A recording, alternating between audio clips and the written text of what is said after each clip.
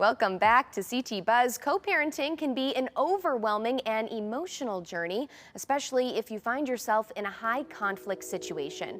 Joining us now to share some practical co-parenting strategies is divorce attorney Renee Bauer, founder of Happy Even After Family Law. Thanks so much for being here. Thanks for having me, Jillian. All right, so first, just tell me a little bit about your firm, what you do. Yes, so Happy Even After Family Law, it practices all over the state of Connecticut. We have offices in Hamden and Glastonbury and South Norwalk. We specialize in divorce, custody, and everything in between. All of those messy situations that people have, we're the people that people come to in order to help them navigate that so they can find some peace on the other side. Yeah, absolutely. And when it comes to divorce, a lot of times that means people might need to switch into co-parenting. Yes. You have some strategies to help people navigate that. I know our first strategy here is to communicate like a business partner. What do you mean by that? Yeah, so I tell people if you're not going to text your boss that, then don't text it to your co-parent.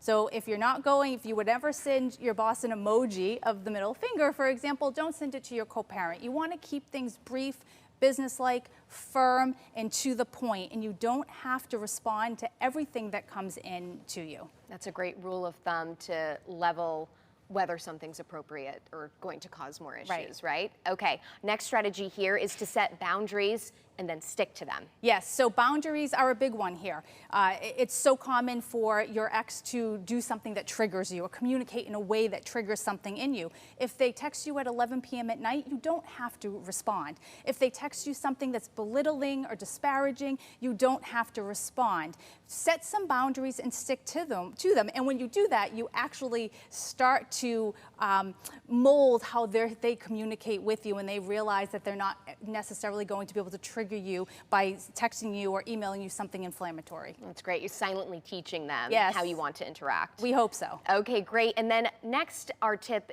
involves an app. Tell us about this app. People can download it on their phone. How'd you think of this? So about 6 months ago, I had a client reach out to me and they wanted me to help them craft an email back to their co-parent. And that went on for a few days, and I thought to myself, there has to be a better way for people rather than run to their lawyer every time they needed assist in crafting a response. And so I thought up of Parent Copilot, which launched yesterday, which is a tool to almost have like a co-parent coach in your pocket. So rather than go to your lawyer, you can upload your agreement, have a customized coach to help you deal with those high conflict situations. That's great and easy for people to use whenever they need it. Our next tip here is not to use kids as the messenger. Yes, kids want to love both parents. They don't want to be put in the middle. The conflict that has been created between the adults is not their conflict. And it's so important to remember that and not have them be the person who's carrying messages back and forth, and just let them be kids. Yeah, that can wear